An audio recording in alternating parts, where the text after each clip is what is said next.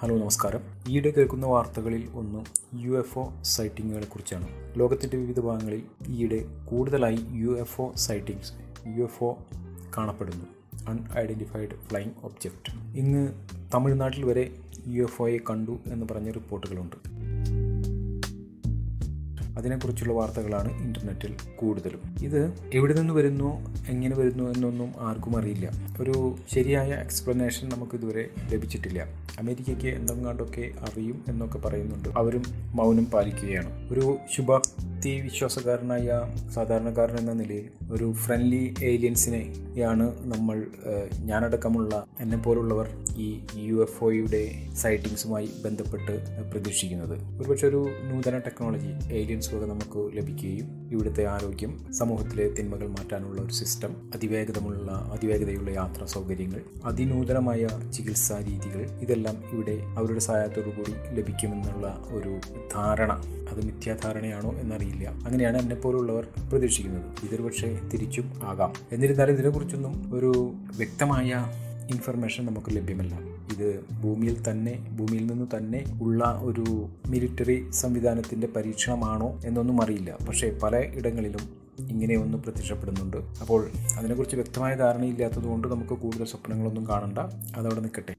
എൻ്റെ വിശേഷങ്ങൾ പറയുകയാണെങ്കിൽ, ഞാൻ ഒരു ചെറിയ വെക്കേഷന് പോയിരുന്നു നാട്ടിൽ, ഏതൊരു പ്രവാസിയെയും പോലെ. എന്നെ സംബന്ധിച്ച് അതൊരു എൻ്റെ വ്യക്തിപരമായിട്ടുള്ളൊരു അഭിപ്രായം മാത്രമാണ്. ഒരുപക്ഷെ ഡ്യൂട്ടിയും റൂമും പിന്നെ കുറച്ച് സോഷ്യൽ മീഡിയ, ഇങ്ങനെയുള്ള ഒരു റൂട്ടൈൻ ലൈഫാണ്. എല്ലാ ദിവസവും ഏകദേശം ഒരുപോലെയുള്ള ലൈഫാണ് എൻ്റെയും ഏകദേശം എല്ലാ പ്രവാസികളുടെയും എന്ന് ഞാൻ കരുതുന്നു. അപ്പോൾ അങ്ങനെ പെട്ടെന്നൊരു ദിവസം നമ്മൾ നാട്ടിലേക്ക് വെക്കേഷന് പോവുകയാണ്. അപ്പോൾ ഇതിൽ നിന്ന് മാറിയിട്ടാണ് നമ്മൾ ഒരു മറ്റൊരു ലോകത്ത് എത്തുന്നതായിരിക്കും. അപ്പോൾ ഉള്ള ആ ഒരു വ്യത്യാസം എന്ന് പറഞ്ഞാൽ, ഏതോ ഒരു ഉപനിഷത്തിൽ പറയുന്നത് പോലെ, അതാണോ ശരി, അതാണോ സത്യം, ഇതാണോ സത്യം എന്ന്, യേ സച്ച് യാ വോ സച്ച് എന്ന് പറയുന്നത് കേട്ടിട്ടുണ്ട്. അതുപോലെ തോന്നും.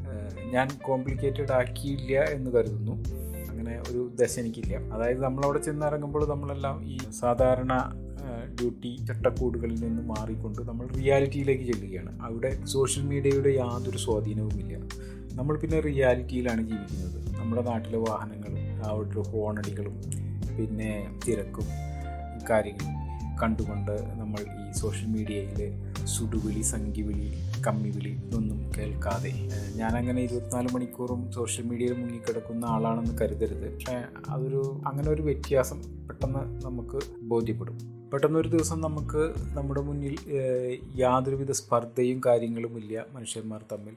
അവിടെ എല്ലാവരും ജീവിക്കാൻ വേണ്ടി നെട്ടോട്ടം ഓടുകയാണ്. ഒരു ബസ്സിലെ കണ്ടക്ടറെ നോക്കിയാൽ അദ്ദേഹം ധ്വാനിച്ചുകൊണ്ട് ജീവിക്കുന്നത് കാണാം.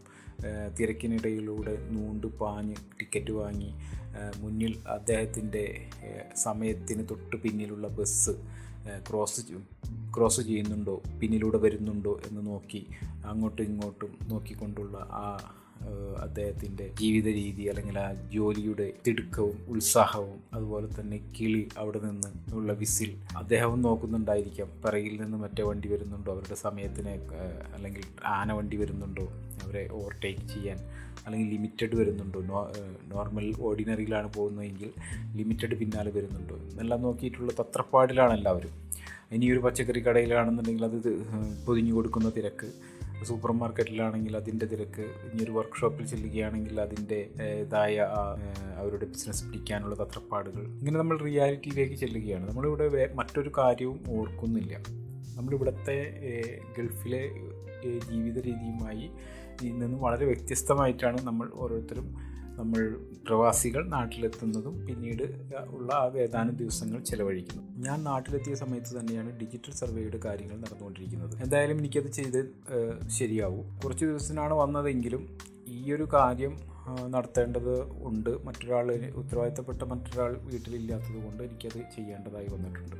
അതൊരു കണക്കിന് അനുഗ്രഹമായി എന്ന് വേണമെങ്കിൽ കണക്കാക്കാം. അത് കറക്റ്റ് എൻ്റെ ആ വെക്കേഷൻ സമയത്ത് തന്നെ ഞങ്ങളുടെ വില്ലേജിനടുത്ത് ഒരു ഓഫീസിൽ സെറ്റപ്പ് ചെയ്തിരുന്നു. അവരവിടെ ഇരിക്കുന്നു, പരാതികൾ കേൾക്കുന്നു, അല്ലെങ്കിൽ നമുക്കവിടെ ഡിജിറ്റൽ സർവേ നടത്തണമെങ്കിൽ അവരെ വിളിക്കാം. എൻ്റെ വീട്ടിൽ ശരിക്കും പറഞ്ഞാൽ ഒരു 2 മാസം മുമ്പ് അവർ വന്ന് തിരിച്ചു പോയതാണ്. കാരണം വെച്ചിട്ടുണ്ടെങ്കിൽ വീടിന് പുല്ല് മുളച്ച് നിൽക്കുകയാണ്. ഒരു കാട് എന്ന് വേണമെങ്കിൽ പറയാം, ചെറിയ കാട് തന്നെയാണ്. അപ്പോൾ ഇതൊക്കെ വെട്ടിത്തെളിച്ച് അല്ലെങ്കിൽ ഇതിനിടയിലൂടെയൊക്കെ പോയി തിരികളൊക്കെ അളന്ന് തിട്ടപ്പെടുത്താൻ പ്രത്യേകിച്ചും ലേഡീസാണ് വന്നതെന്ന് വീട്ടിൽ നിന്ന് അറിയാൻ കഴിഞ്ഞു. അപ്പോൾ അവരെ കൊണ്ടത് പറ്റില്ല. അപ്പോൾ അവരത് വിട്ടുപോയി, ഇട്ടേച്ച് പോയി എന്ന് പറയാം. അതിനുശേഷമാണ് ഞാൻ നാട്ടിലെത്തുമ്പോൾ അവരിങ്ങനെ ഞങ്ങളുടെ അടുത്ത് തന്നെ ഒരു ഓഫീസിൽ, ഒരു ബിൽഡിങ്ങിൻ്റെ 2ാം നിലയിൽ ഇരുന്നിരുന്നത്. അപ്പോൾ ഞാൻ അവിടെ ചെന്നു സംസാരിച്ചു. അപ്പോൾ അവർ പറഞ്ഞു ഒരു പ്രൈവറ്റ് സർവേയറെ കൊണ്ട് നമുക്കത് ചെയ്യിക്കണമെന്ന്. അതിനുശേഷം അവരെ വിളിക്കാൻ പറഞ്ഞു. ചിലവുള്ള കാര്യമാണ്, പക്ഷേ ചെയ്യാതെ നിവൃത്തിയില്ല. ഇവർ പോയി കഴിഞ്ഞാൽ പിന്നെ നമ്മളത് വീണ്ടും അളക്കണമെങ്കിൽ ചാവക്കാട് വരെ പോകണം എന്ന് പറഞ്ഞു. അതായത് ഞങ്ങളുടെ താലൂക്ക് ചാവക്കാടാണ്. ചാവക്കാട് രജിസ്റ്റർ ഓഫീസിൽ, അതായത് താലൂക്കിൻ്റെ മെയിൻസ് രജിസ്റ്റർ ഓഫീസിൽ പോയിട്ട് വേണം പിന്നീട് അത് കാര്യങ്ങൾ നടത്തണമെങ്കിൽ. അതൊക്കെ ചിലവും അതുപോലെ തന്നെ സമയവും വേണ്ട കാര്യങ്ങളാണ്. അപ്പോൾ ഞാൻ അതിനായി ഇറങ്ങി. അപ്പോൾ അവർ പറഞ്ഞ പ്രകാരം ഞാൻ ഒരു സർവേക്കാരനെ കോണ്ടാക്റ്റ് ചെയ്തു. അദ്ദേഹം വരാമെന്ന് ഏറ്റു. അതിനു മുമ്പ് വീട്ടിൽ പുല്ലെല്ലാം വളർന്നു നിൽക്കുന്നുണ്ടായിരുന്നു. അപ്പോൾ അതൊക്കെ വെട്ടണം. അത് വെട്ടുന്നതിന് വേണ്ടിയിട്ട് ഞാൻ നമ്മുടെ തന്നെ ഒരു പരിചയക്കാരനെ വിളിച്ചു. അപ്പോൾ ശരി, അദ്ദേഹം നാളെ വന്ന് വെട്ടാം എന്ന് പറഞ്ഞ് എനിക്ക് പിറ്റേന്ന് പഴനി വരെ പോകേണ്ടതുണ്ടായിരുന്നു. അപ്പോൾ ഞാൻ അങ്ങോട്ട് പോയി വന്നപ്പോഴാണ് അറിയുന്നത് അദ്ദേഹം വെട്ടി. ആൾ മാത്രമല്ല, കൂടെ വേറൊരാളും കൂടി വന്നിരുന്നു. 350 രൂപയാണ് ഇപ്പോൾ 1 മണിക്കൂറിന് ചാർജ് ചെയ്യുന്നത്. പക്ഷേ അദ്ദേഹം 400 രൂപ നമ്മുടെ കയ്യിൽ ചാർജ് ചെയ്തു എന്ന് പറയുന്നു. സാരില്ല, എന്തായാലും ഒരു പക്ഷേ കിട്ടിയ അവസരം അദ്ദേഹം ഒന്ന് ഈടാക്കിയതായിരിക്കാം. നമുക്കൊരു ചെറിയ പണി തന്നായിരിക്കാം. ഗൾഫുകാരനല്ലേ, ഉള്ള കാശ് പോന്നോട്ടെ എന്ന് വിചാരിച്ചിട്ടുണ്ടാകും. അപ്പോൾ ഒരുവിധം അത് വെട്ടി നിരത്തി പിറ്റേന്ന് ഞാൻ സർവേക്കാരനെ കൊണ്ടുവന്നു, അളന്നു. ഞങ്ങൾ 2 പേരും കൂടി. അതിന് കൂടെ വേറെ പണിക്കാരെയൊന്നും ഞാൻ വിളിച്ചില്ല. ആൾ പറഞ്ഞ പോലെ തന്നെ അളന്ന് കുറ്റിയെല്ലാം അടിച്ച് ആ കുറ്റിയുടെ സ്പോട്ടിലേക്ക് വേണ്ട സർവേ കല്ലുകൾ വാങ്ങി.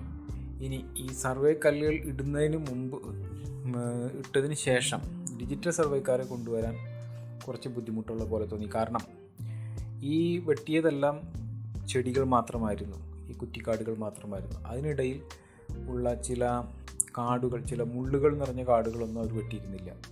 അപ്പോൾ അത് ഡിജിറ്റൽ സർവേക്കാരൻ പോയിൻ്റ് ചെയ്തെങ്കിലും അവിടേക്ക് ഈ ഡിജിറ്റൽ സർവേക്ക് വരുന്നത് ലേഡീസാണ്. അപ്പോൾ അവരൊന്നും അങ്ങോട്ട് നടന്നു പോകുമെന്ന് എനിക്ക് തോന്നിയില്ല. അപ്പോൾ അതുകൂടി ക്ലിയർ ചെയ്യാൻ വേണ്ടിയിട്ട് ഞാൻ മറ്റു പണിക്കാരെ അന്വേഷിച്ച് നടന്നു. കാരണം ഇവരെ ഇനി വിളിക്കുന്നതിൽ അർത്ഥമില്ല, ഇവരെ കൊണ്ടത് ചെയ്യാൻ പറ്റില്ല. അപ്പോൾ നമ്മുടെ ഒരു ബന്ധുവിൻ്റെ നിർദ്ദേശപ്രകാരം ഞാൻ ഞങ്ങളുടെ വീടിൽ നിന്ന് ഒരു 3 കിലോമീറ്റർ അകലെയുള്ള ഒരു സ്ഥലത്ത് പായിച്ചോട് എന്ന് പറയും, അവിടെ ഈ തമിഴന്മാർ കൂടി കാലത്ത് ഒരു 7 മണി മുതൽ 8 മണി വരെ ഉണ്ടാവും. അവരെ വിളിച്ചു കൊണ്ടുവരാൻ പോയി. അതവിടെ എന്ത് പണിക്കും നമ്മുടെ ആളുകൾ ആശ്രയിക്കുന്നത്, ആ ഗ്രാമത്തിലുള്ളവർ ആശ്രയിക്കുന്നത് ഇവരെ തന്നെയാണ്. കാരണം നമ്മുടെ നാട്ടിലെ ആളുകൾക്ക് വിളിച്ചാൽ മലയാളികൾ പണിക്ക് കിട്ടാനില്ല. അവരെല്ലാവർക്കും ഡിമാൻഡാണ്. ഇനിയിപ്പോൾ വന്നാൽ തന്നെ ഈ തമിഴന്മാരെ അത്ര സ്പീഡിലൊന്നും അവർ ചെയ്യില്ല. അവർ ആങ്ങി തൂങ്ങി ചായയും കുടിച്ച് വർത്തമാനം പറഞ്ഞൊക്കെ ചെയ്യുന്നതെന്നൊക്കെയാണ് പൊതുവെ പറഞ്ഞു കേൾക്കുന്നത്. നമുക്കറിയില്ല. അപ്പോൾ കാലത്ത് പോയി ഈ തമിഴന്മാർ 2 പേരെ ഞാൻ പറഞ്ഞ് ഉറപ്പിച്ച് കൊണ്ടുവന്നു. ഭക്ഷണം കൊടുക്കാൻ പറ്റില്ലെങ്കിൽ 1000 രൂപയും ഭക്ഷണം കൊടുക്കുന്നുണ്ടെങ്കിൽ 900 രൂപ, അതാണ് അവരുടെ ചാർജ്. അപ്പോൾ ഭക്ഷണം ഇല്ല എന്ന് ഞാൻ പറഞ്ഞു. അപ്പോൾ 1000 രൂപയാണ് അവരുടെ ചാർജ്. അപ്പോൾ അവർ പണി തുടങ്ങി. ഞാൻ പറഞ്ഞ പോലെ തന്നെ അവർ ഓരോ പോയിൻറ്റിലും ക്ലീൻ ചെയ്ത് ഒരു 6 മണി 5 മണി ആയപ്പോഴേക്കും അവർ പണിയെല്ലാം തീർത്തു. പണിക്ക് വന്ന തമിഴന്മാരിൽ ഒരുത്തൻ്റെ ഡയലോഗാണ് എനിക്കിഷ്ടമായത്. ചേട്ടാ, നമ്മളൊരിടത്ത് പണിക്ക് ചെന്നാൽ അവരെ കൊണ്ട് പറയിക്കരുത്, അവർ വന്ന് ഇവിടെ പണി നന്നായിട്ട് എടുത്തില്ല, അവരിവിടെ നന്നായി പണിയെടുത്തില്ല എന്ന് വീട്ടുകാരെ കൊണ്ട് പറയിക്കരുത്. ഈ ഡയലോഗ് അദ്ദേഹം പണി തീരുന്നതുവരെ പറഞ്ഞുകൊണ്ടിരുന്നിരുന്നു. ഈ ഡയലോഗ് അദ്ദേഹം ഇടയ്ക്കിടയ്ക്ക് പറയും. ഒരു 5 മണി 5:30 ആയപ്പോഴേക്കും അവരുടെ പണിയെല്ലാം തീർത്തു. ഞാൻ പറഞ്ഞ പോലെ ഏകദേശമൊക്കെ സർവേയർ വന്നു കഴിഞ്ഞാൽ അവർക്ക് കടന്നു ചെന്ന് സർവേ കല്ലിനടുത്തേക്ക് അവരുടെ എക്യുപ്മെൻറ്റ് കൊണ്ടു ചെല്ലാൻ ഉള്ള ഒരു പാത അവരൊരുക്കിയിരുന്നു. ഒരുവിധം കുഴപ്പമില്ലാതെ തന്നെ അവർ ജോലി ചെയ്തു. അന്ന് അത് കഴിഞ്ഞു. പിറ്റേന്ന് ഡിജിറ്റൽ സർവേക്കാരെ കൊണ്ടുവന്നു. അവർ ആ സർവേ നടത്തി. അതിനുശേഷം പിറ്റേന്ന് ഇത് കൺഫേം ചെയ്യാൻ വേണ്ടി നമ്മുടെ ഡോക്യുമെൻറ്റുകളെല്ലാം ശരിയായ രീതിയിലാണോ അപ്ലോഡ് ചെയ്തതെന്ന് കൺഫേം ചെയ്യാനായി നമ്മൾ അവരുടെ ഓഫീസിലേക്ക് പോകേണ്ടതുണ്ട്. അവിടെ പോയി അത് കൺഫേം ചെയ്തു. ഇപ്പോൾ അത് എൻ്റെ ഭൂമി എന്ന സൈറ്റിൽ അവൈലബിൾ ആണ്. ഇതൊരു നല്ല കാര്യം തന്നെയാണ്. പക്ഷേ ഇതിനുള്ളിൽ ചിലർക്കെല്ലാം കുറച്ച് ബുദ്ധിമുട്ടുകളും കാര്യങ്ങളും ഉണ്ടായേക്കാമെന്ന് മാത്രം. പക്ഷേ ഇതെല്ലാം ശരിക്കും നടന്നു കഴിഞ്ഞാൽ വളരെ സൗകര്യമായി നമുക്ക് ലോകത്തിൻ്റെ ഏത് ഭാഗത്തും ഇരുന്ന് നമ്മുടെ ഭൂമി എവിടെയാണ് എന്നുള്ളത് കാണാൻ സാധിക്കും. അപ്പോൾ ഇന്നേക്ക് ഇത്രമാത്രം. Thanks for watching my video. See you next time. By.